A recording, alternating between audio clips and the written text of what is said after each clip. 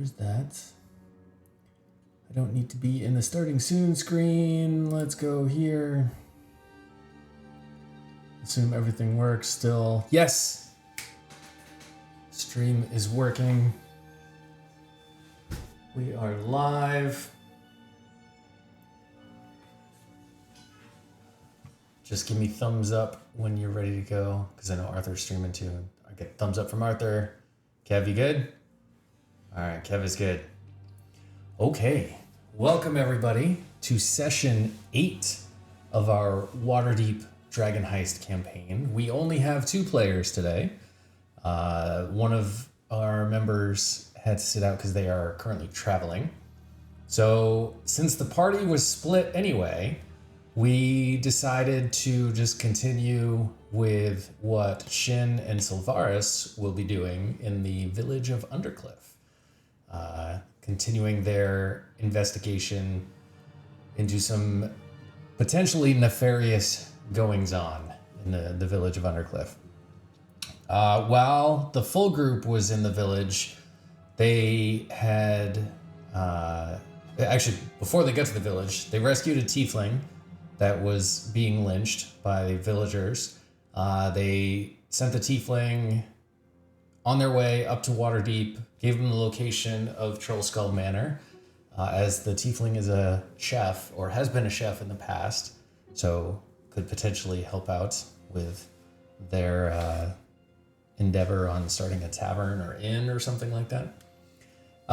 They did some investigation. They went to the Harvest Home, which is a nicer tavern and inn in the Village of Undercliff, which is where Solderit's contact told them would be a good person to talk to start getting information. They had heard stories of animated scarecrows attacking villagers.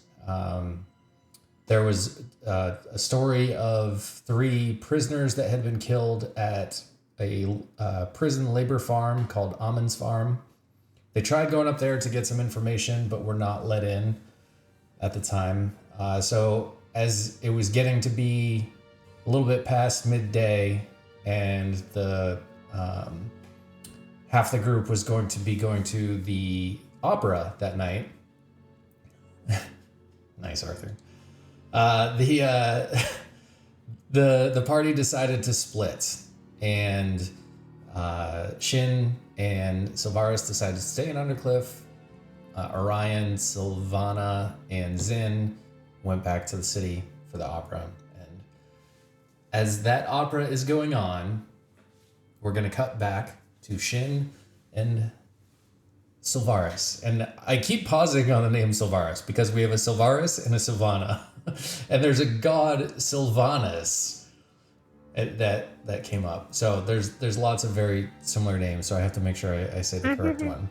But we will turn the camera back to these two in kind of mid-afternoon. It's a very warm summer day, partly cloudy skies, nice light breeze, so it's comfortable. And you are, I'm trying to think of where the party split. If it was right at Amon's Farm, somewhere around there. But yeah, it seems like it. I don't remember. I think it was, right around the farm. Does that sound right to you, Kev? Yeah, we had gone to the farm. Yeah, you were, the plan was you were going to go to one of the farms that was missing a scarecrow and try and camp out there. You still have quite a few hours until evening, so I can turn it over to you to what you would like to continue doing in Undercliff before then. Okay. Kind of sounds like we should hit a pub, I guess, don't you think? Yeah, kill some time. Yeah. I mean, I guess we could do like investigation and interview more people, but the way everybody seems, they seem so hostile anyway. Yeah, I don't think they'll take kindly to me poking around specifically. They seemed, so I don't know if that'll do any good. More open to you in the Harvest Home. There was the tavern that was right across the street from it, which was called Tankard Times. The Skinhead Tavern? Yeah, and that was pretty much Skinhead. You saw some interesting tattoos of geometric shapes. So Harvest Home. we can go back to that. They were Harvest Home. Yeah, maybe we should go back there, and maybe we can find friendly folk, especially if they're all drinking and feeling kind of loose-tongued. We can maybe someone will know a bit more they can fill us in on. All right, let's go then. So you journey That's a plan. back down the main road towards Harvest Home.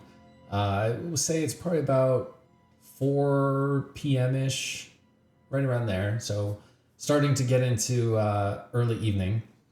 And as you come to that spot with the tankard times on one side, the Harvest Home on the other, it's a little bit quieter at the tankard times than it was when you were there earlier. I guess the lunch crowd is gone, and it's kind of in between the lunch crowd, so to speak, and the evening. But you'd imagine that it will get more rowdy as the evening goes on.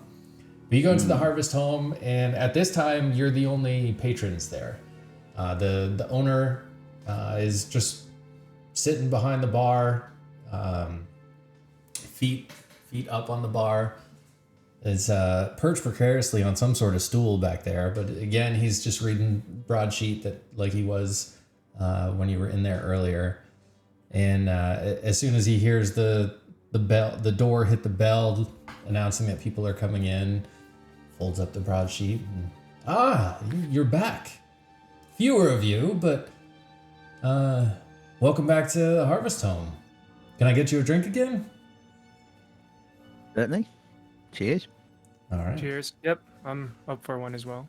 Pour some more ale for you. And just as a reminder, his name was Anselm Griggins, and he's a human male, mid-40s. Trying to think of what else I had for the description of him. Fiery red hair and a beard to match, and he looks pretty formidable. Or maybe had been formidable 5 to 10 years ago. Still in decent shape, but Retired. the years are adding up on him. Mm-hmm. Well, it's always nice to have a good animal place like this. I guess what we should probably do is maybe start looking at the people coming in and see who seems amenable to some chatting. Mm-hmm. We're still the only people currently, Alex? Yeah, say how many people are in so far? You can pass the time. He's Anselm's kind of doing his chores. I'll tell Ansel, like, we tried poking around a bit by the farm. Lady there did not seem to take kindly to us being there. Kara, yeah, she can be a hard one to please. But I think that's more her skill and not putting up with any bullshit from the prisoners or people trying to get to the prisoners that shouldn't be, you know. She's a good one though. Her heart's in the right place, and I think maybe under different circumstances, she'd open up a bit more to you. That was my question actually. What your feelings were on her, where she might lie on this situation. But if there's anyone I'd trust in this town, it would be her. Her family's lived here in Undercliff for generations. Most of them farming out on the east side of town, but a few of them have taken up to some more martial endeavors. Some serving in the City Watch in Waterdeep. Others, like Kara, working at Ahmed's farm as guards, and she's worked her way pretty much to the top for the guards post. There is one lead prison guard above her. Let me look up his name real quick. I forget his name. I did. Well, so hopefully there's a chance she'll come in here tonight. We might be able to get a little get them all out of her. It could be. I think this would normally be one of her days off or nights off, but with the goings on, I don't know if they've changed their shifts or not. Mm-hmm. Let me see what the lead guy's name is. Sorry.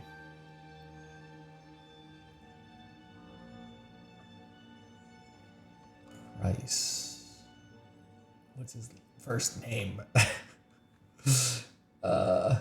Sorry. That's all right. This is where I need better notes No, I'm just kidding. than full documents. This is all just practice. Wilhelm Price. That's his name. That's the head of the guards up at Wilhelm. on its farm. All right. Him, I wouldn't trust as much, but he's still a fair bloke. He wouldn't be one of the ones, going over to the Tankard Times.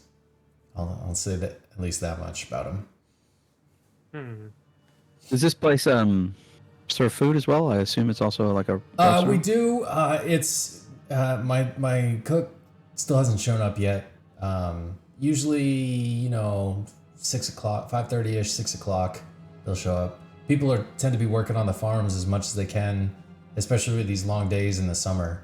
The farm hands and farmers probably won't come in here until a bit later, so we don't start the food Gives just us yet. time to work up a good appetite, and I just start If there's chugging my. chuck it more than hell. If there's something quick I could make for you, I can fry up some potatoes or something like that. If there's get some bread. Yeah, a little bread would be nice. So, yeah, Mm-hmm. sort of little, something to sort of get the appetite going. Sure. I'll go and I'll just warm up the bread for you. And he Yeah, goes. let's get that bread. He goes back into the kitchen area. You can hear some things clinking around. You hear some fire. He's trying to get a fire started in like a brick oven type thing to just warm up some bread for you. So you're left alone for a little bit. It's still pretty quiet in there. It's a pretty nice tavern. He definitely made some good money in his former adventuring profession, and was able to build a nice place here in Undercliff. After about 10 minutes or so, he comes out with 2 nice kind of steaming loaves of bread for you, and a little dish with some butter in it, in case you want any of that. All right. So I'll tear off a little piece and just start casually. One up. Start to snack. After some more time goes by, you hear the bell ring behind you, and you see like a bald man, bigger, stockier looking guy. And as soon as he comes in, Ansem says, Cliff, welcome in. Come on. We got some people here. They could be hungry already. I just warmed up some bread for them. And the cook heads back there. Starts getting his kitchen set up for the evening. And again, as time goes on, more and more people are sprinkling in. Anselm starts getting more engaged in catering to their needs rather than yours. So you're kind of left over the side. You still get your drinks if you need them. But you're welcome to stay at the bar, find a table, however you'd like to do it, to observe the people coming in. Yeah, we want to pick our people out. I guess people they seem like they'll be good to talk to us. All right. Eventually, I think it was a halfling teenager. Make sure I had pulling up the right person. Yes, teenage halfling boy, the one that was telling you the story about the scarecrow. He comes back in with some friends. They go grab some drinks up at the bar, and then they grab one of the tables in the corner. And you can see they've obviously had a long day out in the farmlands. Their clothes are a little bit dirty.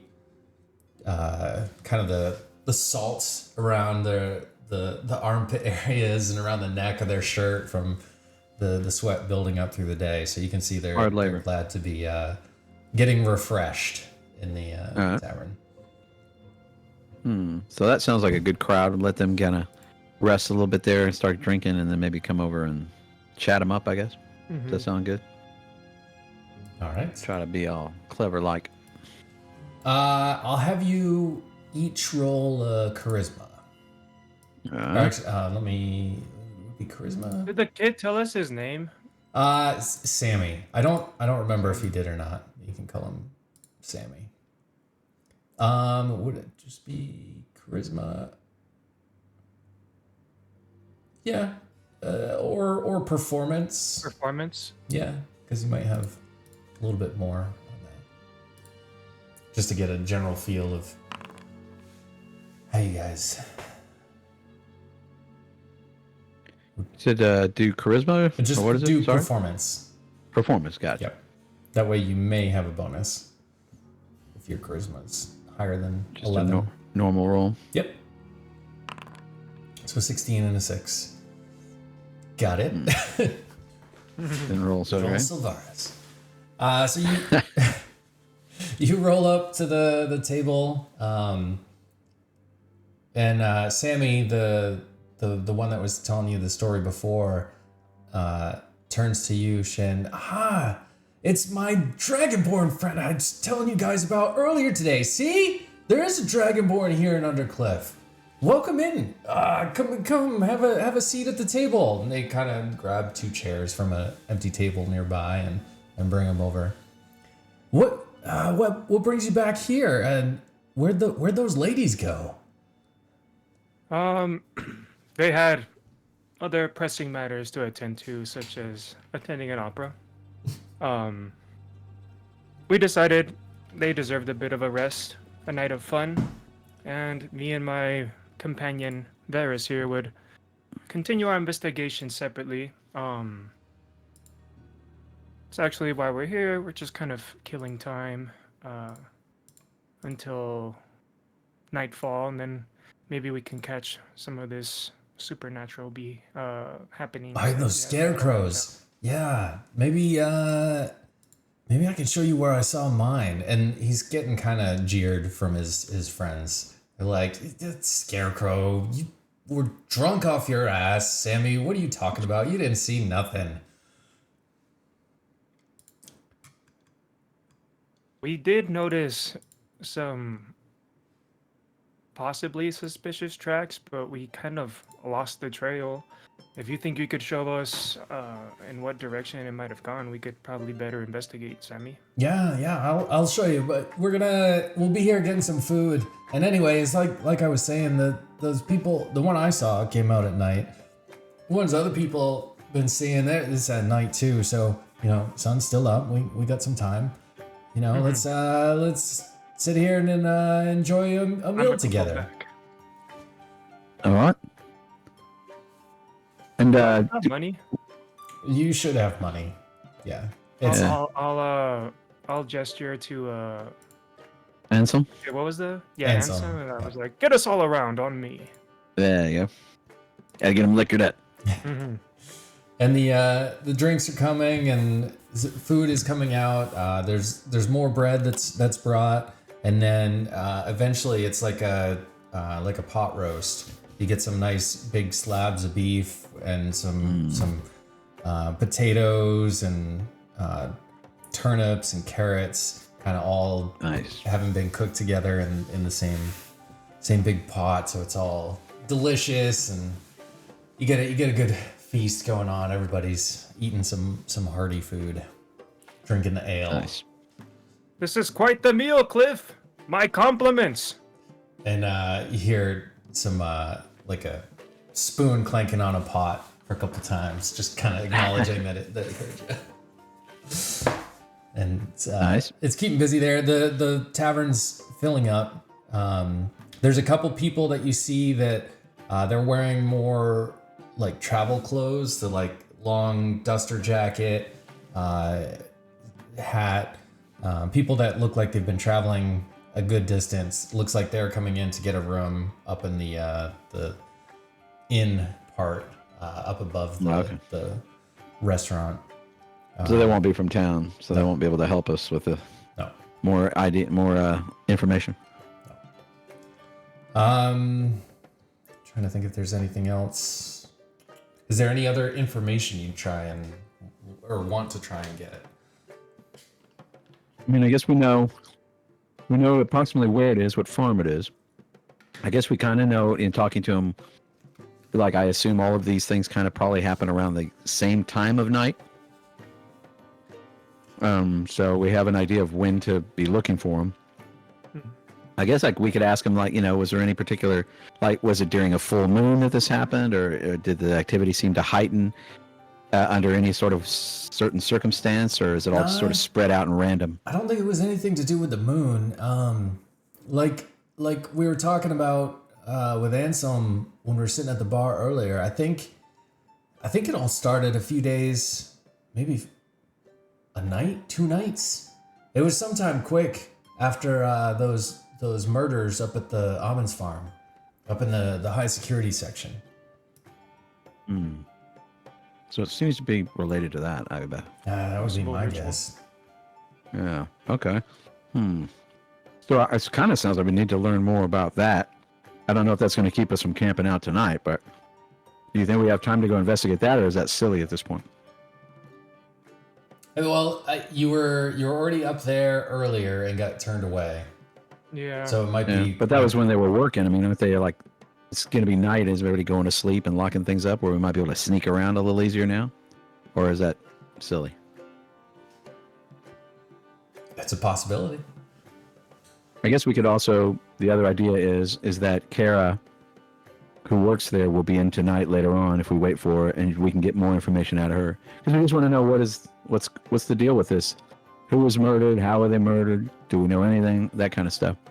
Can I roll, like, or try and check, like, if those travelers that wandered into the tavern, if they have, like, a, like, symbol or something on their clothing? Sure. That I Roll a perception.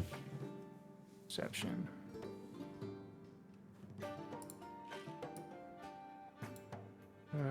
Where you at? Hey, +1. There wasn't anything like super noticeable about them. It just looked like normal travel clothes. One of them looked like he still had some part of his City Watch uniform, like somebody that would have left Waterdeep and is traveling somewhere that was part of the City Watch. But nothing that really strikes in your memory.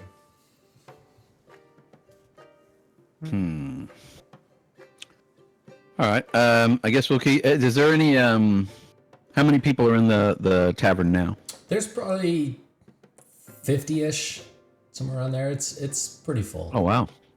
And people are already they're in the middle of eating and drinking and stuff now. Yep. Yeah, we'll say it's like 7-ish. So sun is getting low in the sky. You got maybe an hour and a half until sunset. Is there the equivalent of a jukebox here, like a guy in the corner with a violin or something? There's no music here. Sadly. Guess I want to kind of get the atmosphere going for people. You know what I mean? Kind of butter these guys up. Say we're all just fun-loving friends that you can give all the secrets to. And with that, but it's actually let me do a roll just so I'm not deciding. Maybe do a shanty. Nice sea shanty. As a little more time goes on, door opens again, and you see Kara, that guard, and the 2 other guards that she was with at the gate. It looks like they've finished their shift, and they've come in to get a drink and some food as well. So they go up, order at the bar, and then they get a table not too far from you. But. Nice. When it's appropriate, I'd like to tell Anselm to send around over to their table. Let them know that it's from me. Sure. And they get through their first set of drinks, and as Anselm notices that they're close to finishing, he fills up some more tankards and brings them over and says, "These are on those fellas over there," and points you out, and Kara and the 2 other guards see it. As you wave, Kara lifts her hand up, says hi, and kind of motions, come on over. Nice. There we go. We're in. So we all just the hang boss over. lady. Good to see you again. Yes. Pardon if we seemed like if we were giving you a bit of trouble earlier. We only have good intentions for this town. That's all right. That's all right. I kind of get a vibe that you guys were, your hearts were in the right place. You were looking into what's been going on, right? Mm-hmm. Are you? Yep. You see if we can help out. Are you you part of any of the factions, or you just here by yourself? Well, we're not necessarily part of any faction ourselves, but a member of our party who had to break away is with the Emerald Enclave. Ah, so you're the Emerald Enclave. Okay, yeah. My So we're family's here on been his behalf. involved with them for quite a while. So, yeah, now I can understand why you might be looking into what's going on. Man, if you had brought that up earlier, I would have taken you in to see the warden there. But anyway, yeah. So yeah, pull up a seat. Come on in. And the two other guards kind of shuffle around, and you get in there. So what kind of things are you looking for specifically? Well, so far we've been interviewing people all over town, and we heard about these strange occurrences going on, a lot of weird, spooky sort of stuff, and it seems to sort of coincide with the unfortunate incident that happened up at the old farm where you work. We could get a little more information about it, some more details. Yeah, I get. And she starts lowering her voice so she's not as loud. And yeah, it was a few nights ago, and three of the prisoners up in the high security area, they were found with their heads smashed, like some sort of, I don't know, it could have been stones. There was loose stones around them. But yeah, I don't know if they'd done it to themselves or if something else had come in. Wilhelm's kind of taken over the investigation on that and hasn't been sharing too much with the rest of us. But yeah, it was an odd sort of thing. The guard that found them, let me get his name. Basil Muriel. He's the guard that found them, and it shook him to his core. He's placed on leave right now, and he's just been at his cabin, waiting until we figure out more of what's going on. This Wilhelm character, is he good sort of bloke?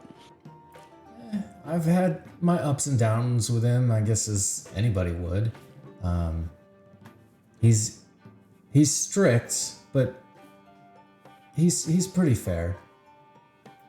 Well, that's good. How long has he been working there at the farm? Probably as long as I've been alive. He's gonna be nigh on 60, and yeah, he's probably. I'm pretty sure he started there as just lowly guard and has worked his way all the way to the top. The right hand man of the warden, Emmeline Carver. What's the warden like?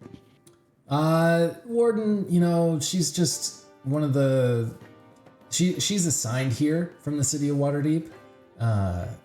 They rotate wardens through every, I don't know, 4 or 5 years, unless one of them's either done really good or really bad, and then they get rotated out quicker. But yeah, so she's from the city and just down here on her assignment. So you said they were high security prisoners? Yeah, those three were murderers from the city. Each had done a couple murders themselves, so they're in the high security barracks where they get guards on watching them all the time. So it's safe to say not just anybody could get access, to be in their presence. It'd be tough. Those barracks, they've got rotating patrols. They've got the guards check on them every hour or so. So it's somebody would have had to get in there pretty quick and get out pretty quick if it was, unless it was one of the guards. But I don't know why any of the guards would want to do that. Are they any sort of run in with any of the guards? I mean, I know they're sort of violent people. Yeah, there's run-ins all the time. I'm not sure specifically if there was anything. There hadn't been any stories amongst us if anything kicked off that day. Just seemed like a normal run-of-the-mill day. And these murderers, was there any sort of connection between them, or were they all separate sort of cases? They were all separate. One was supposedly part of Xanathar Guild, and then the other two were just... They lived down in the dock ward and just general unsavory type. Right.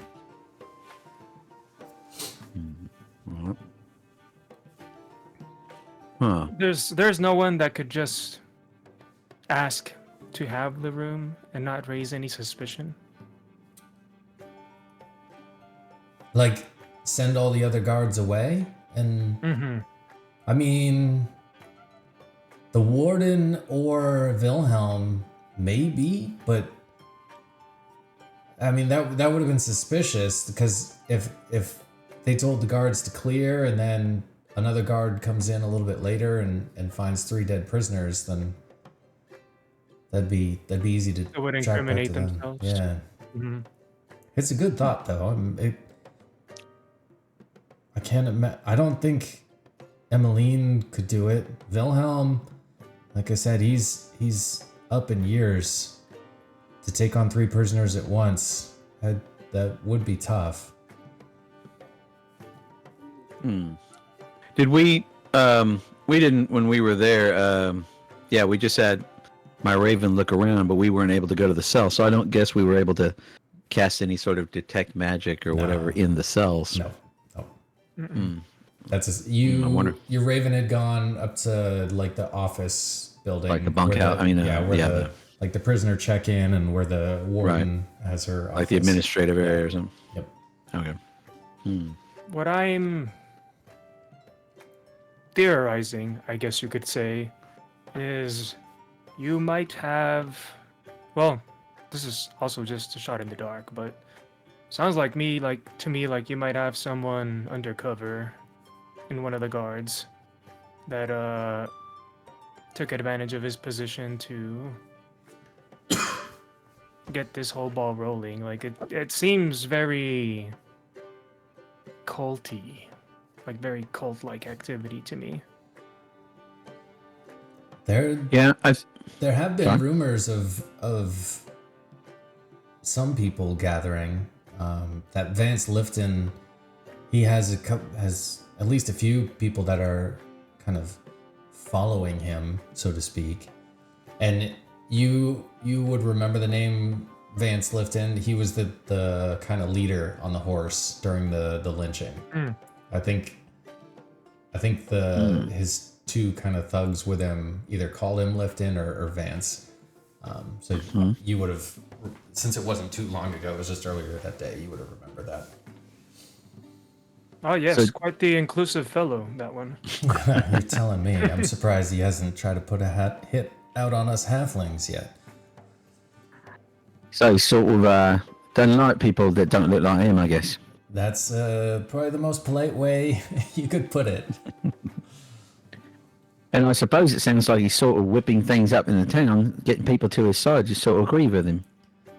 I maybe a little bit of that. Maybe just the heat of the summer and things going on, more and more strange things happening. It's easier to whip people up. But he's definitely a charismatic one. He knows what to say and can get people to do things for him. How to rile them up. Yeah, exactly. I wonder what his end game is, though, to sort of turn the whole town around and get rid of all the or the people, I'm sure there's a fair amount of people that don't look like him, to put it a certain way. And if that's so, if you get rid of those people, then you've got a lot less people to work the farms to do all the sorts of things that a town needs. So it seems like it would hurt the town to get rid of those people, even if you don't much like the way they look. Exactly. So I don't know what he's after. What's he trying to do to whip up this sort of frenzy? And I don't. Power play. Maybe so. He wants. Is he running for office or some sort of things? He wants to be I think he wants. He wants to give these people a sense of being liberated from a made up evil, so that they'll kind of prop him up and want him to lead them. So he could sort of to support this. Yeah, and to support his made up sort of story, I suppose he could whip up this sort of magical, spooky occurrence and sort of get them all. People need something to fear, and when they fear things, they turn to something as someone as sort of a savior. So I could see them saying, "Oh, he's got all the answers. Let's do what he says." And so if that means we've got to put everybody at the end of a rope, let's do it, right? In order to save the town. So the question is, where I'm going with this is there real spookiness going on, or is it just manufactured? Is it all made up just so people think something's going on that's not? With the various people seeing the scarecrows, I'd say it's something real going on. All right. Well, that's what we mean to find out tonight. That's for sure. We're going to set ourselves out in that field and wait for something to happen and see if we can deal with it. See if we can catch something red-handed. That sounds like a plan. I wish you the best. Which farm are you gonna check out? I don't remember the name of. Yeah, the one where the kid said he saw all this stuff happen. The one where we did the spell to see if there's magic there and we didn't find anything. And as you're saying this, we'll say, like, you mentioned Sammy's name and you're kind of gesturing to him, and he comes over and the question's asked again. Which farm? Where'd you see your scarecrow again? He said, I saw it over by the Weeks farm, up the road, main road, just a little bit. I'm gonna just take him there, and maybe by the big tree at the intersection, they can kind of camp out there and see if anything happens. And Kara, after hearing that, goes, "Well, that's on my way home. After we're done here, if you're still there, maybe I'll check in on you and see how things are going." Would appreciate At the it. hospital, I'll appreciate it. Anything to help some Emerald Enclave. Nice. And I'll gesture to the bartender, like, another round for them when it's proper time. All right. So we'll get to the evening-ish time. Sun has set. The sky is turning from the golds to oranges to deep purples, and finally to the blues and blacks of the night sky. And Sammy and his friends are there. Some of his friends kind of part ways and head down to the south, and Sammy's like, "Oh, all right, come on, I'll start taking you there." He's definitely intoxicated from the multiple rounds of drinks that y'all have had. So he's kind of stumbling a little bit, but Had one too many, lad. And I kind of just like nudge him with my elbow. one too many or not enough. This is Good answer. So Very nice. You continue on your way, and there's you eventually kind of wind off. It's off the main road a little bit, and you come to kind of a T intersection. There's the wider road that you're on, and it kind of has some little streams running through it as well from recent rains.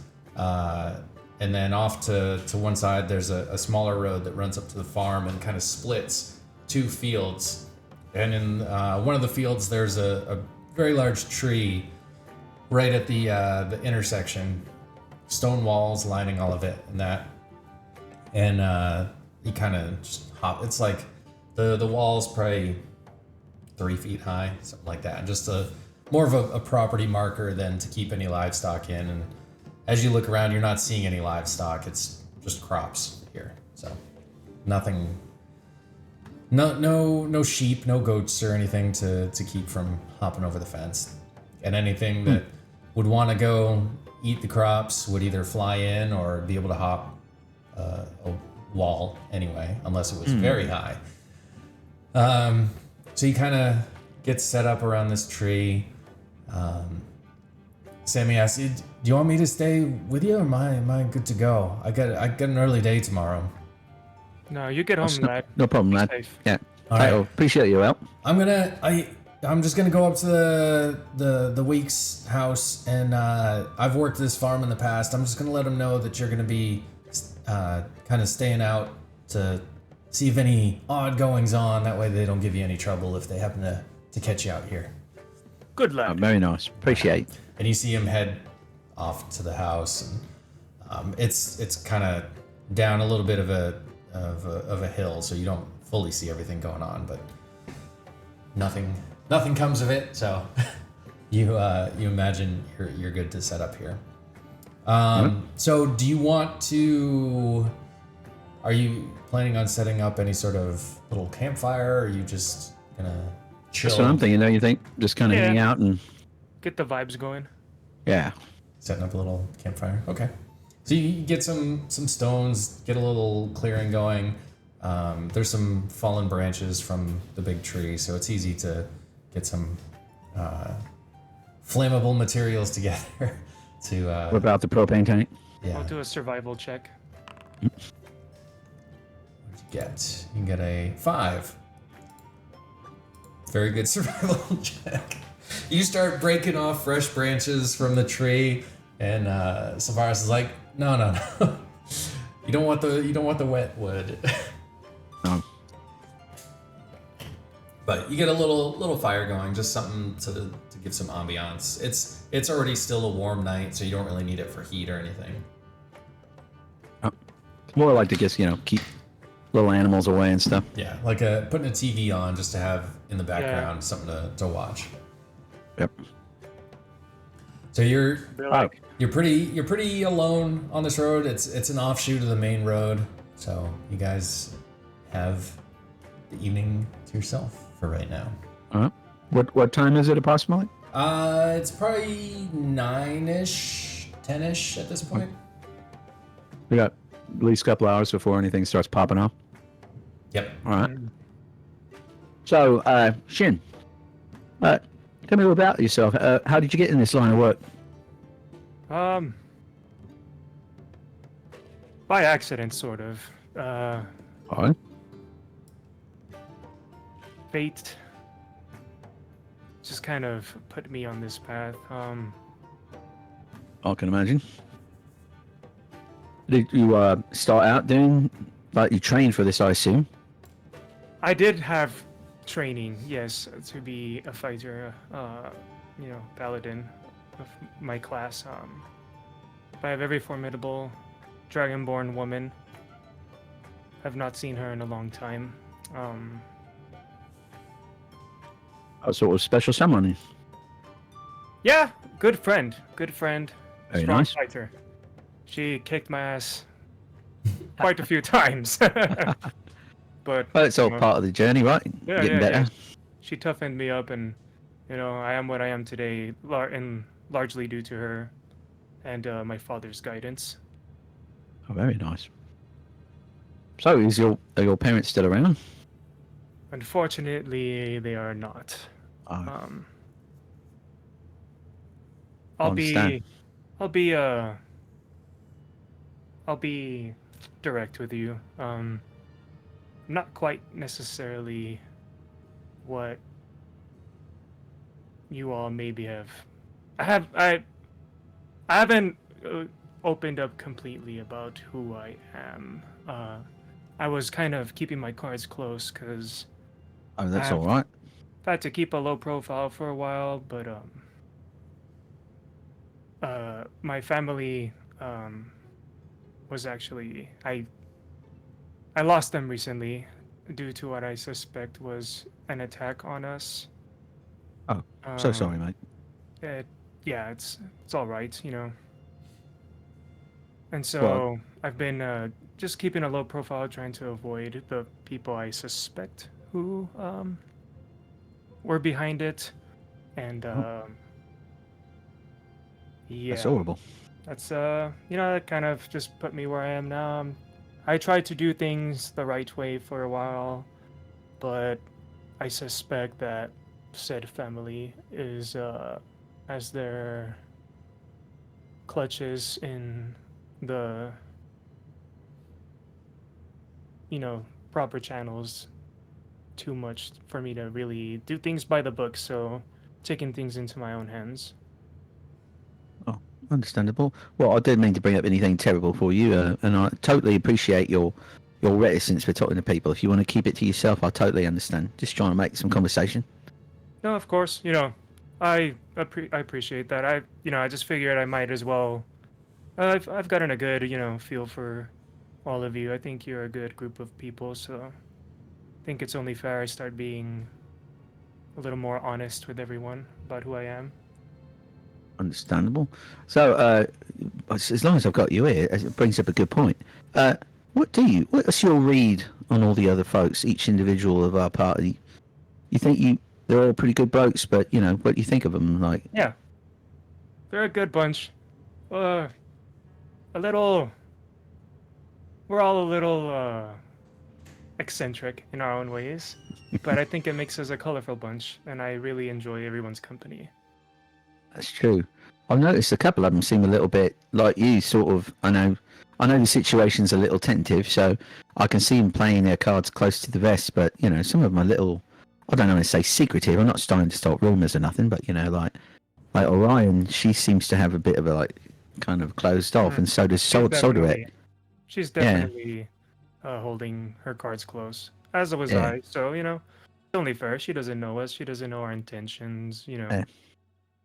That's totally Um, understandable. No, Solder but is a whole nother. I like his vibe, but You only knew he's him got a lot of. for 24 hours. Yeah, he's got a lot going on apparently. yeah, he does seem to have quite a lot of things going on that he's not talking about. So yeah, I understand, and I'm a little bit like that too. I totally understand trying to keep things, sort of loose when you don't know people. I'm so used to. I guess I grew up in the woods, with my parents, my adoptive Right. parents actually, and so I guess I didn't know a lot of people. I didn't meet a lot of people. That I didn't get to sort of socialize like I do now. And so I guess when I meet people, I'm sort of excited, like, oh yeah, what's your story, mate? And so I don't mean to come on strong, I just sort of curious to get to know people, and I try to be sort of an open book. I try not to, keep anything. Not that there's anything wrong with that. It's just sort of I'm used to sort of Who you are. put myself out there, yeah. But my parents were a couple of really nice people. Like I said, I was found in the woods as a baby, Mhm. and the Oblditch couple they found me and they took me in, and they were really nice people, and I loved them to death. And I recently lost them as well, so I understand sort of what you're going through in terms of having people like that you trust and having them taken away from you. So I totally understand that you would want to bring justice to their memories if something happened that was sort of not on the up and up. Right. Yes, exactly. You said they were taken from you as well. Do you know Yeah. what exactly happened there?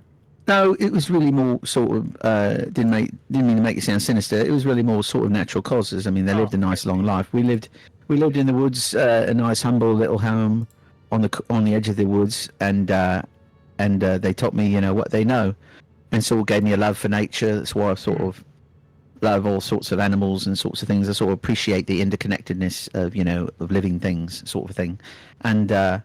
My dad, or Eamon Oblditch, he was a nice fellow. He was a very hard-working man, and he taught me a lot of good lessons about life and how to live as a good person. Try to do right by people. And my ma, Ilara, she was an herbalist, quite a skilled herbalist. So she taught me quite a bit about all the sorts of things that grow and how to make them grow and flourish and that sort of thing. So it was really nice. And so my dad was really kind. He would sometimes be out. He was a woodsman, so he'd be out doing his thing, chopping and such.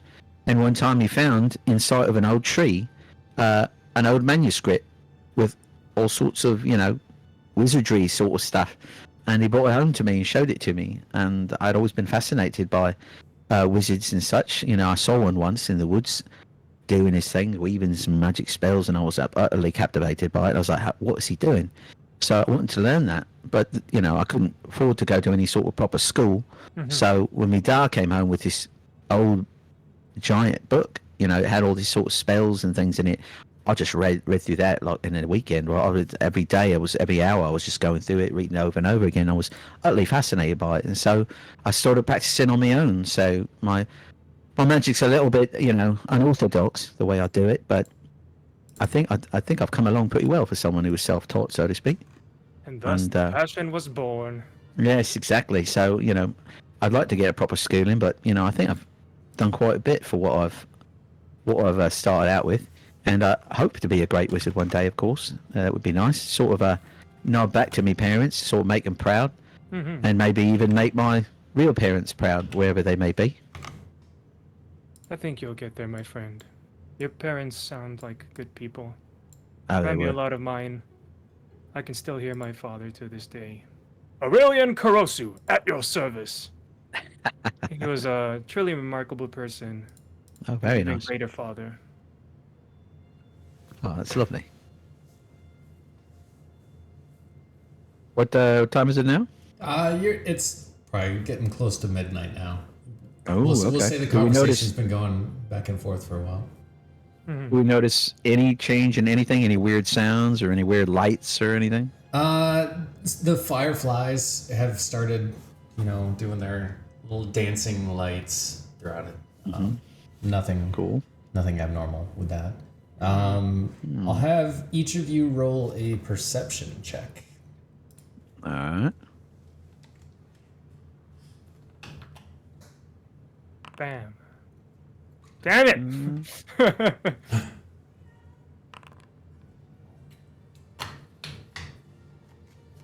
All right. 13. Sylvaris, you just barely over the sound of the crackle of the wood in your little campfire and the crickets playing their little song. You think you hear something coming from the crop area, but you're not entirely sure. It's like, it sounds like, I don't know, maybe an animal could be moving through the crops. Like you hear one of just like a crack of a corn stalk, but to you it seems minor and doesn't raise any hairs on your neck. Innocuous. Yeah. Okay. But I'm keeping an ear out, looking in that direction, kind of keeping an eye out. Yep. All right. Hey, I don't want to alarm you, mate, but I did hear something. I don't want to make a big thing out of it right now, but it's sort of a noise or a cracking sound, like maybe an animal moving over in that direction over there by those crops. So just so you know. Let me see if I can gather a bit more. I'm gonna... Oh, I'm already here. Gonna pop one of these. Oh, I guess... Have we rested? Or are my divine senses gone? You had used a divine sense out in a field during the day. I can't remember if you used it twice. I know you used it at least once, and you got like a whisper of feeling. So, I get 3 a day. Would we say I have one more? Yeah, I'll say you have one more. I'll pop that just to see if what Varys found is anything to worry about. And what's I can't remember what it searches for again. It's it looks for here, I'll read it. If it'll let me. As an action, you can detect good and evil until the end of your next turn. You can sense anything affected by Hallow spell, or know the location of celestial, fiend, or undead in 60 feet. Nothing within 60 feet. Copy that. Well, I don't sense anything extraordinary or supernatural at play necessarily, so guess we can. And you would know from your experience using it the range that it has, so you know that there's nothing at least nearby. Yeah, at least within 60 feet of us, we seem to be all right for now, chap. I wonder. Let's see. I guess I'll wait for it to see if anything else develops. It could be nothing at the moment. So I don't know if otherwise I would say I would see if I could still do another familiar and have either like another raven fly over there and look around or something. But maybe that's kind of a waste at this point. You could have one do like recon around the area. Yeah. Farther. How far away is it again? How far away? I have a 60 feet range. Yeah. Up how far away is from where I heard the sound? About how far away is it? It's at least 100 feet, if not more. Okay. All right.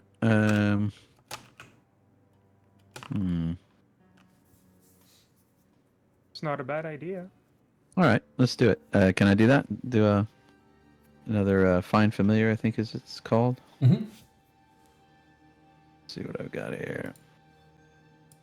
I've got This is spells. Find familiar. There we go. And so if I make what would be. So there's no roll for it. It would just be to bring it out. Let me. Would it? And maybe you're using a raven, or what are you? I'll do an owl this time, just for the heck of it. Okay. Let me see if I can pull up. They're nice and quiet.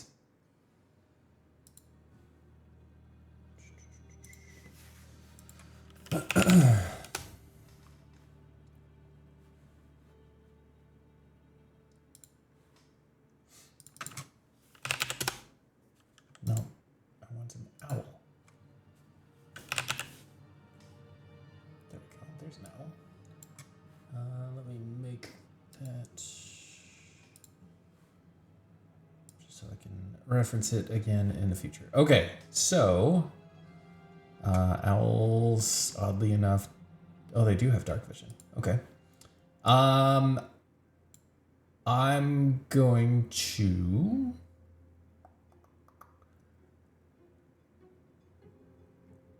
Can I make you an owner of this to have you do the roll? I don't think I can. All right. So in chat, in Foundry, just do /roll 1d20 plus 3. Because it gets plus 3 to its perception. 1d20. And then plus 3. Mm-hmm. And then let's try that. 18. Okay. So after you go through your... I'm going to assume you do a ritual cast on this, so it doesn't use a spell slot. So you go through your 10-minute ritual. I won't put you on the spot to describe what your ritual is now, but that's something you could think of in the future, like what it looks like color as you're doing this. But the owl kind of apparates into existence near you, and you were going to have it fly around. Is that what you were commanding? Yeah, just sort of fly over in that general area at a. Owls, of course, are really silent the way they fly because of the way they're built. So he can sort of hopefully spook around that area and see if there's anything to see without being detected is the idea. Mm-hmm. So do another of the same roll you just did. Roll 1d20 plus 3.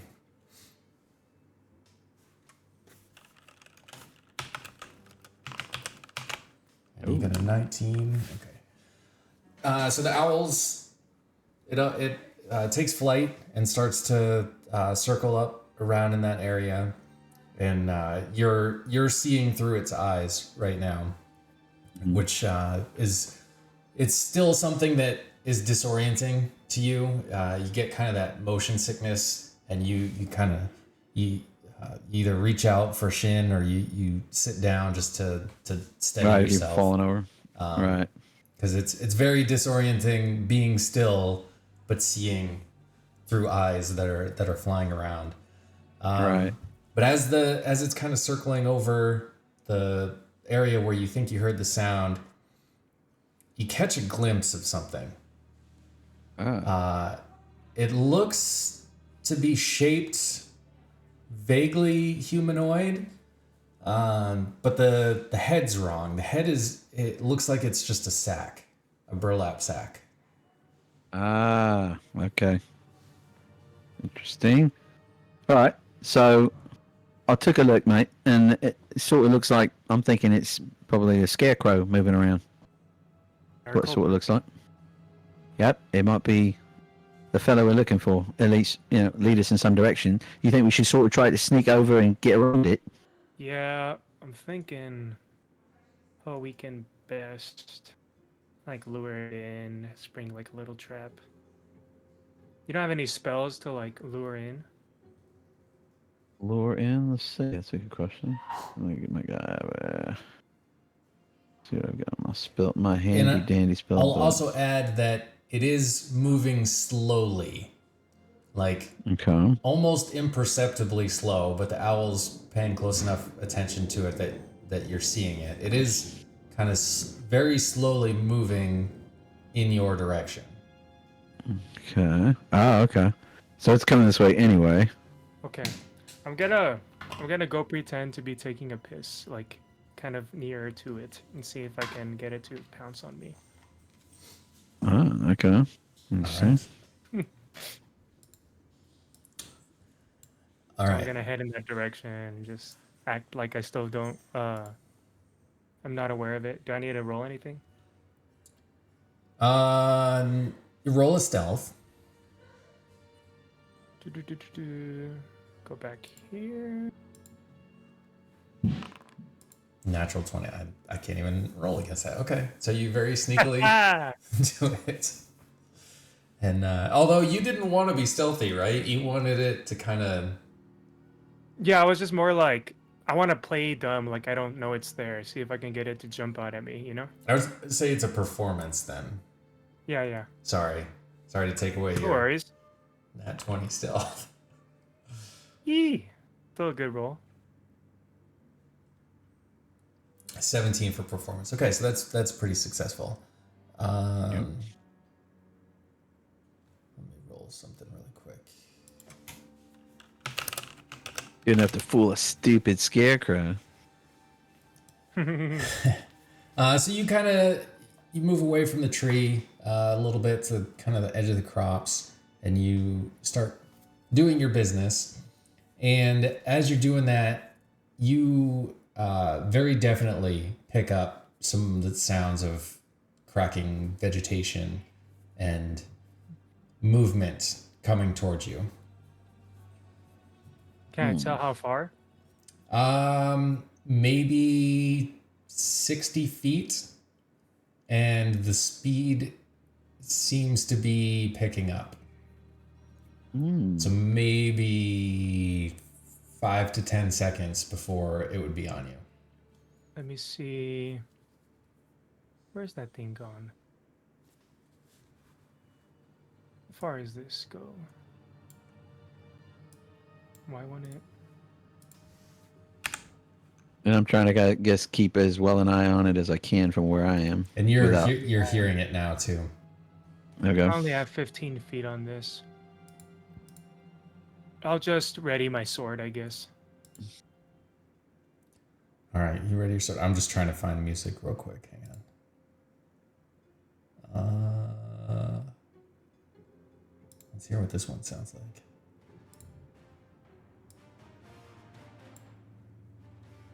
That's almost too heroic. Hang on. Fight music. Try this one.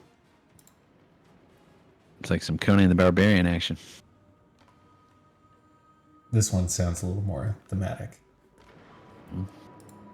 All right, let me move you up here. All right, so you're ready in your sword. Sylvaris, is there any action that you want to take first? suppose I could ready my quarterstaff. I don't have any specific spell. I think that I could. Yeah, I mean, I've got burning hands and things like that, but I guess I'm waiting for an attack to actually happen. And do you want to stay by the campfire? Do you want to move up closer to Shin? Yeah, maybe I'll get up and start kind of walking over. Since it seems like this thing's coming anyway for Shin, I might as well stop worrying, like trying to be all sneaky, like he's not going to know that I'm around or something. Okay, so you're gonna go up closer to him. Yeah, maybe like keep like 20 feet or something, just enough for your spells to have effect. Or something, just kind of. Now, I guess if it were like a human, right? It's like if he were going after a friend of mine in an attack, I would just sort of like be coming along slowly, not running, because then it's like he'll turn and look at me and get his attention, but just slowly making my way so I'm ready to spring into action if I need to. All right. Let me activate this now. So it should be bringing you to the new screen. Mm-hmm.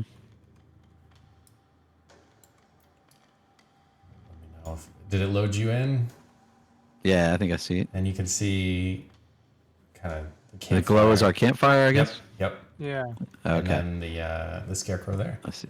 All right. Yeah. So if you go to the sword tab in Foundry, you can click the dice for you and roll initiative.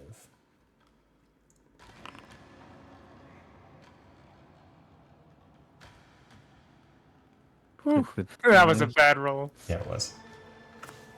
How do I click the dice in here? Yep. Yeah, the one on your name. So yeah, there should be like a D20 over to the right of your name, right hand side of the screen. Okay. Is that rolling initiatives? Is that what I'm doing? Yep. Mm-hmm. Oh, okay. Oh, I see. And normal, like that. Yep. All right. So we will begin combats. Sylvaris, you go first, and Shin, you are on deck. So okay. As this is going on, as you were expecting, with hearing the movement coming through the edge of the crops, you do see a scarecrow. The head is a burlap sack. It's wearing clothes of a human person. Straw kind of poking out from where the wrist and where the neck would be. And it has just come through the edge of the crops to see you. Okay. And I guess we want to attack, huh? Let's see. So should I do firebolt? That'd be good. All right. I guess I'll do a firebolt. So how do I make this happen? So if you go to your spells, Okay. Yeah. so your spell book, and you click on Firebolt, it should bring it to the chat part, and you can go ahead and roll there. Okay. Because I think Firebolt's a action. Oh, there it is. I see it. An attack. And then just roll do that. attack, hit attack. Do the attack first. All right. And then normal. Mm-hmm. 23 hits. Nice. Bam. So you can go to the previous window and hit damage and normal damage. Okay. 1 damage. Wow. Sucks. So your firebolt shoots out, and you're kind of surprised by it. You weren't expecting to see something as freakish as an animated scarecrow. Even though you were looking for a scarecrow, like the knowledge and then seeing it in reality, it is a very frightening thing to see. So you're a little unsteady with shooting out the firebolt, and it kind of just grazes over its shoulder and sets a little bit of it alight, and you see the the straw that pokes out burns, and then it just kind of goes to smoke. This is like my first big combat, so I guess it reacts to the fire, but as it sees that it just kind of goes to smoke, it continues. It turns back to the two of you. So Shin, you are up. gonna move in. Time to be dragony. That's right. I'm gonna move in. And then... Chop, chop. All right. An 18 hits. All that damage. 10 damage. Nice. Okay. Can I do that? Nope, I can't do that. So. All right. So you swing with your greatsword and you connect with it, but you would expect that you would have just cleaved right through it, since it's a shirt and it's clothing and straw, but it absorbs your blow a little bit, and it just kind of, your sword chops in, but doesn't even, it maybe shreds a couple threads of fabric, but it does not do the amount of damage that you were expecting it to do. That's odd. All right, and you're gonna stay. Sylvaris, I should ask if you were gonna move at all from where you were as well. Yeah, I guess I was just thinking that. I think I want to get as close as I can get in. So you in can. This time. Your movement is. Like right where's here? Movement. 30. So you could move 6 squares if you'd like to. Okay. So 1, 2, 3, 4, Yeah, right around 5, there. 6, and maybe like to here or something. I'd say like hang back here. Because you're a Let's maybe wizard, get- right? Yeah, get like right here or something. Yeah, you might be a little squishy, so don't want to take like a direct attack. Good point. All right, and Shin, All you're right. staying put there. Yeah, I'll aggro it. All right. So with you in its face, Shin, it turns to you, and where it should be eyes, the sort of openings in the sack start to glow a little bit as it focuses its attention on you. And I need you to make a wisdom saving throw. Dope. So just click wisdom on my character sheet. Let me see if that's where it is. It's under the saving throws. Let's go. Yep. Yeah. And you had a 3. All right, you are paralyzed. Oh no. You're as it's focusing its attention on you. You're just locked in. Like, your body freezes in fear. No matter how mentally prepared you thought you were for this thing, you're stuck. You're scared. No. I think I can do paralyzed. Yep, I can turn on paralyzed. So paralyzed, you cannot move, and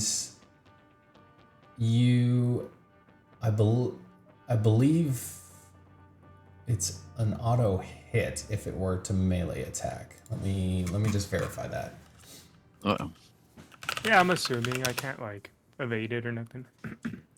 Can't move or speak, automatically fails strength and dexterity throws. Attack rolls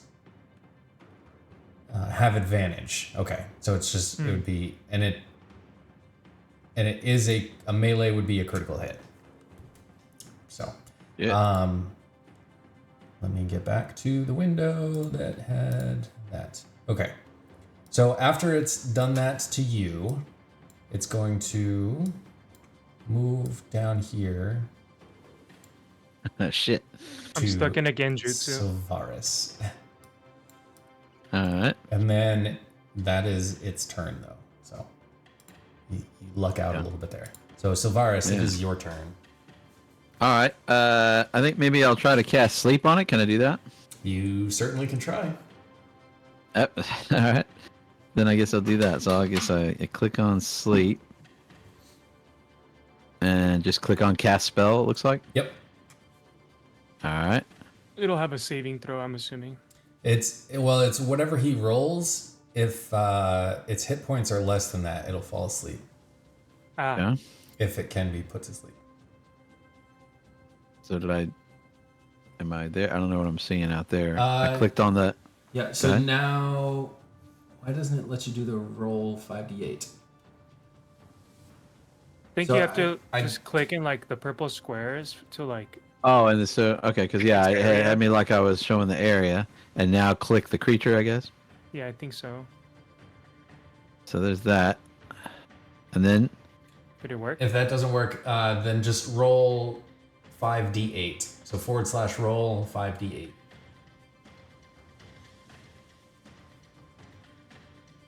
the just 5d8. Mm-hmm. All right. 24. Okay. So you cast your spell. And as the arcane weave that you're generating disperses, there's no effect. Oh shit. Bad Okay. feeling. All right. This could be a problem. Meta note, I will say it is immune to being unconscious. I was afraid of that. Figured as much. Yeah. Yeah, that's a problem with something Until like we that. kill it. All right. Yep. Shin, you are paralyzed. Yep. Do I roll to break it, or You I'm just can't stuck? move or speak.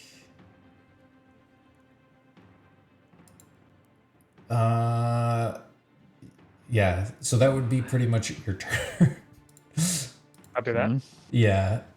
Let me, because it stays until the Scarecrow's next turn. Okay. So now it's the So Scarecrow's you turn. get one more turn, and then it wears off. Yep. All right, so now it's Scarecrow's turn. It is going... Please critical fail. It's going to turn to Shin. So it's turning its back to you, Sylvaris. And it is going to swipey swipe with some claws. So that should put that there. Attack. A 10. Oh, sorry, it's supposed to be with advantage. Let me roll it again. A 20. Does a 20 hit you? I think so. All right, damage, critical hits, 12 damage to you. And it gets one more attack. A 16, does a 16 hit? Actually, where do I check that? The It should be your AC. Your AC is 18. It's the shield that's under the portrait on your character. oh yeah, I see it. So the second hit does not hit you. That one blocked. Yeah. Yep. I was like, I think I can. Actually, block that one. wait. None of them would hit you because at the start of its turn. Oh wait, no, until the end of its turn, not the start of its turn. I was gonna say you. I almost thought you were unparalyzed, but it's at the end of its no. turn you'd be unparalyzed. Yeah, yeah. So you take 12 damage. So it turns to you, and with the hands are a lot sharper than you would think they would be, and it swipes. One glances off your armor, but one of them does connect and cuts you a little bit. For 12. Ow! Ow! Sylvaris, it is back to you. Man, what am I going to do? Should I? It seems like because he's a scarecrow, the best thing to use against him would be fire. It did seem to burn it pretty successfully. Yeah, it just was a crappy roll. So I guess maybe I wonder if it's. I don't know how many times I can use these. I don't know if I could try Firebolt again or if I should use Firebolt's a Burning cantrip, Hands. so you can use it as many times as you want. Light it up, Alright, then Varys. I'll do that. Hell yeah. Well, let's see. All right, mate. I'm about to give you a will to hurt. Just go to attack. Yep. All right. Oh, Nice. 18. 18 hits. All right. Roll damage. Yep. Come on, baby. 6. Ooh. That one. Something. That one sets a lot of the clothes on fire, and like it starts burning into the straw, and you hear this unnatural shriek come from it. It's almost like steam coming out of a tea kettle, but has sort of ethereal warble to it as well. Oh, wow. All right. Whatever you did was highly successful to it. Good hit, lad. All right. That's for you, Da. All right. So are you gonna stay there? Are you gonna move? I will say, moving out of. I was gonna say, so I can still move. Cool. Attack. Then I'll probably move back.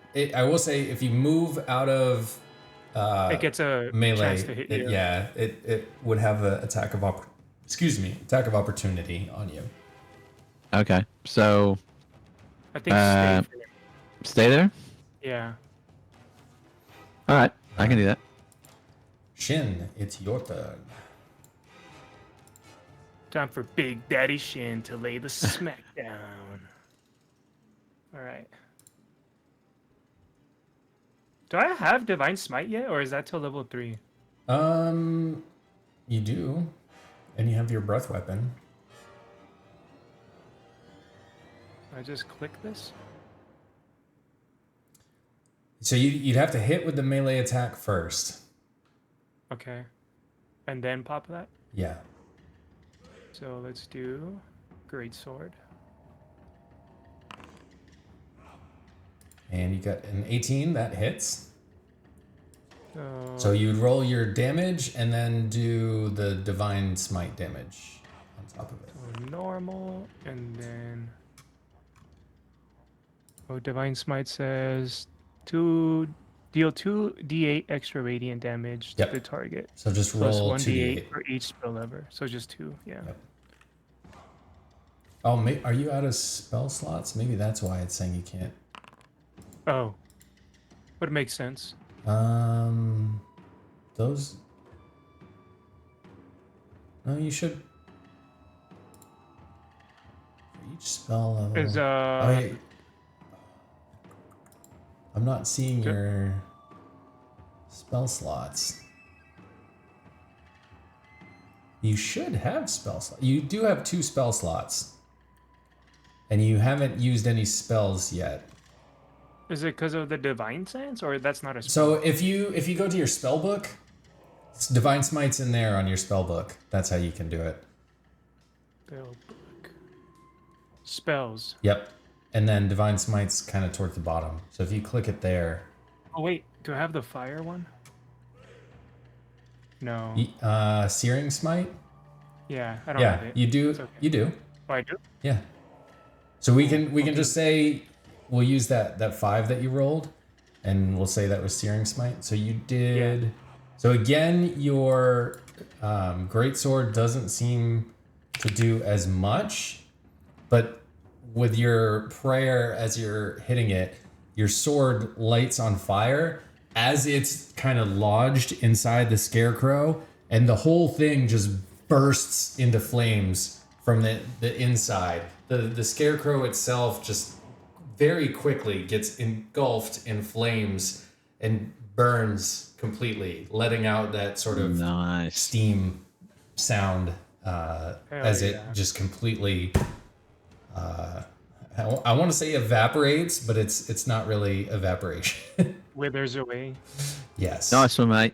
But Good on you. Yeah, using that fire definitely ended it much quicker. So you have defeated the scarecrow. Good job, lad. Let me Made sure to work with that. Nicely done. Nicely done. change the music. It's a little bit scary there for a moment. I won't lie. I won't lie, it was. I was petrified, literally. How tall was that thing? It was about, I don't know, about 5.5 me. feet tall. Oh, okay. I was imagining that they're like 10 feet tall or something. Yeah, me too.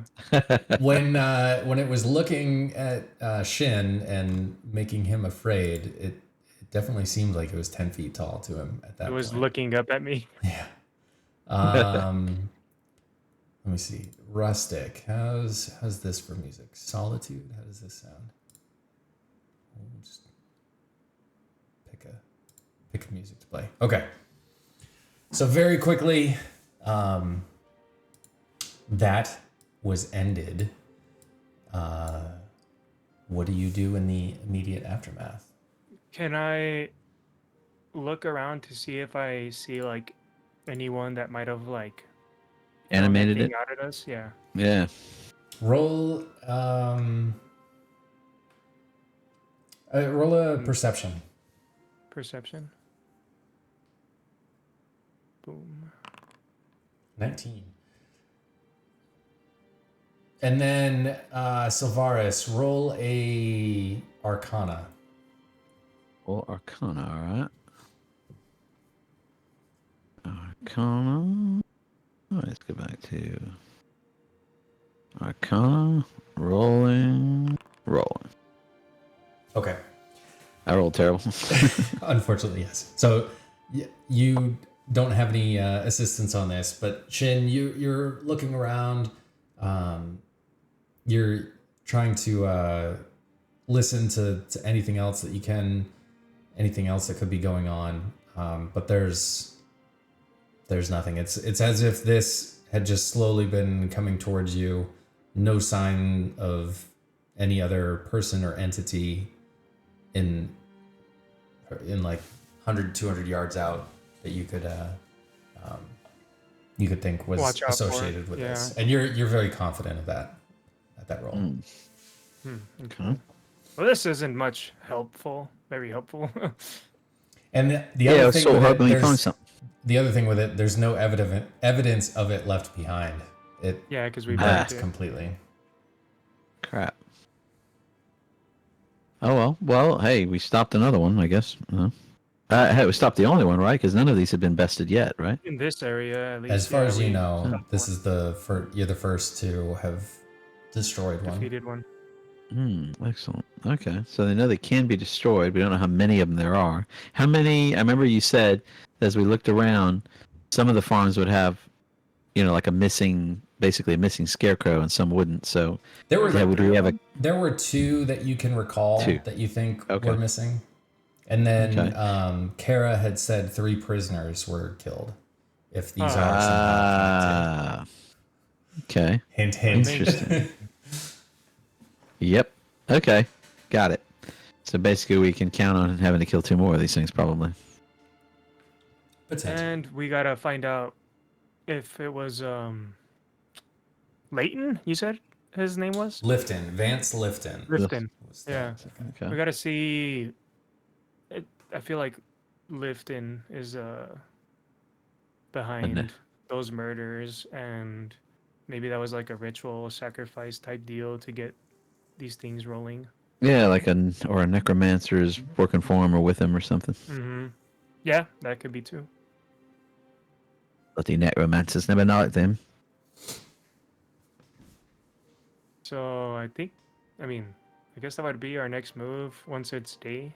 We like try and investigate that guy. Yeah. So what would you like to do? Would you like to stay camped here? Would you like to head back? Probably take an hour or so for you to get back to Troll Skull and Waterdeep, or you could go to the Harvest Home, try and get a room there. Yeah, I'd say let's go take a rest at the Harvest Home. Yeah. I think we did a good job, nailed one of these things. So we learned some stuff. Go rest up, get ready for the next fight, maybe the next night or something. All right. So you stamp out your campfire, get that taken care of, so there's no spreading issue with that. Wildfire. Yeah. And you start making your way out to the main road and then down south towards the Harvest Home. And on the way, Kara happens to be coming by as well. And you could tell she's a little intoxicated at this point. She definitely enjoyed the evening after a long shift at the farm. It's my friends. What was the names again? Shin, Sylvaris. Shin Korosu, at your service. So, how'd the camping go? You're clearly done camping. Did you get spooked by something out here? We did fight one of these said scarecrow supernatural type beings. You saw one of the scarecrows and you fought it? We fought it, and unfortunately there's no evidence of it because we burnt it up. We burnt it to ash. Burnt it. But we can confirm that this isn't, somebody just running around pretending or anything like that. It's the real deal. Good to know the burning worked. Was that the only thing you had done to it? Was set it afire? I slashed into it and it didn't seem to do very much. The fire is really what hurt the being. I guess it makes sense since it's straw and clothing. Fire would do the best. Well, I'm glad you're safe. Good on you for that. That's are we. Appreciate that. Glad we are too. Where are you headed? We were gonna make our way back to the harvest home, take the rest of the night off, and Take a bit of well-earned rest. Yeah. Fair enough. All right. Well, I'm gonna be on my way. I need to get back to my place and sleep this off. Otherwise, tomorrow's gonna be a rough day. Well, you've taken out a scarecrow. I think you're safe walking back to Harvest Home. I wish you well, and definitely in the next 10 day or so, come back to Amon's farm, and maybe I can get you in with in for a meeting with the warden, and maybe with take you up on Wilhelm as well. Yeah, much appreciated. Remember to drink plenty of water before you go to bed. You'll thank me in the morning. Thanks, Dragonborn. Thank you. And she kind of stumbles off as she would up to where she lives. And you continue back to the harvest home. Arthur sent a TTS. Is it going to play? I don't know if it's going to play. It should. We'll keep going. Maybe it'll come through eventually. You make your way back to the harvest home. There's probably 30 or so people in there. Definitely late in the evening, getting to be maybe 1 a.m. now. Things are kind of wrapping up there.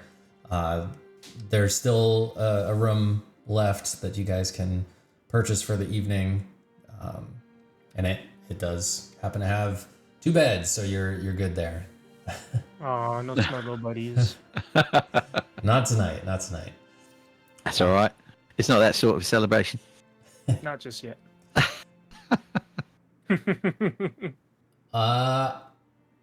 Let me just we'll have you both roll a perception at disadvantage. Because we're tied. Just curious. Perception at disadvantage. Okay. 15 and a natural 1. Damn. Woo. You were really tired. Arthur's just out. Or not Arthur. Yep. Sylvaris is just out. This was his first real combat. This is he was kind of shaken to the bone a little bit by seeing that. And yep. I noticed him like kind of still spooked, and I'll like put my shoulder on him. Like, you did good today, lad. Tonight, rather. Thanks. I appreciate that. I was a little shaky there for a second when that first fireball didn't seem to do much, but I think I got my bearings. And other than that, the rest of the evening goes by quickly. Did we need a nat 20 to realize what was going on? I was just curious. Okay. Didn't necessarily mean anything was going to happen. I was just curious. So you can check off the long rest for both of you. So you should be able to get your health and spells back. And it should be. I think there's a button for it in the character sheet. Yep. Is that the little tent at the top? Yeah, long rest. Yep, that's what it is. That's it. Got it. So with that evening can be complete. Cool. And we can call it here, since I'd imagine the next day you would head back and meet up with those that attended the opera. Yep. So I hope your opera was fine while we were fighting for our lives. Yeah. Well, I was paralyzed in fear. You're eating junior mints up in the top balcony. That's fine. Why does I'm still trying to get the TTS to play. I don't know why it's not doing it. Sorry. I was just being a wise guy. I have to fix that. But yeah, we will call the session there for today. Just a shorter little side quest with Shin and Sylvaris. That was nice. Get the ball rolling on that. I will let you guys give a little spiel. Arthur, we can go first with you. All right. As you know, I'm Arthur Fortune. I do all my silly stuff. I do a lot of different things, just sort of stuff that interests me, not because there was anyone asking for it, but because I have a lot of varied interests. So, like earlier today, I was doing a little more Mid-Journey, but I was also doing some drawing. So I'm a regular sort of artist in that I draw with pencil, but I'm trying to make the leap to digital art with my tablet and Adobe Fresco and tools like that. Doing what I can with that. As you know, I'm a big fan of AI, so I do a lot of generative AI, particularly Mid-Journey and now C art and other different AIs. I want to try to make the jump into video with stuff like that, and also I write. One of my hobbies is I write children's stories and things like that. So I'm working on a new couple of stories that hopefully will be. Nothing's published yet, but I've got at least 2 of them done, and I just need to get them published. So part of the art thing is to sort of work on illustrating them myself because it's cheaper than getting somebody. But in any case, I do that. I do silly voices. I like to read, so I'll read on stream and try to make characterizations with all the voices. Sherlock Holmes mysteries, I've read through a lot of those. I also like reading H.P. Lovecraft, and now I'm currently reading Howl's Moving Castle, and just generally goofiness. I also play music and write music, so I'll do some of that as well. So just a bunch of different junk because I'm a weird guy. But I'm every Sunday, 10:30 to 3:30. Thanks. Thank you, Arthur. All right, Kev. Thanks. Usual deal, guitarist, producer, composer, DJ.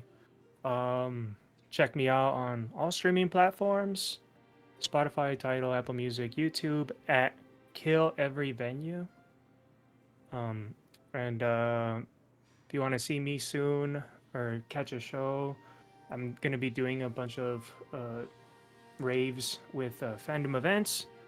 My next show is here in Austin at Elysium on April 18th. It's called Shonen Nights. If you want to party with us, then come on by. Nice. And I am Not Always Alex. Mostly stream games on Tuesday and Thursday evenings in the U.S. Central Time Zone. We do these D&D sessions some Sundays when everybody's able to get together. Life is hard as an adult, and there's always When things time going permits. on. And then also tomorrow, I will be streaming the total eclipse that's passing through this area. I've Nice. got some long HDMI cables, so I'm going to go set up a camera outside. Cool. I may not be on stream very much for it, but I'll at least have the camera view so you can see what's going on there. I think the eclipse starts a little after noon Central Time here. Totality starts around 1:30 p.m. Central Time. So you can see that transpire if you would like.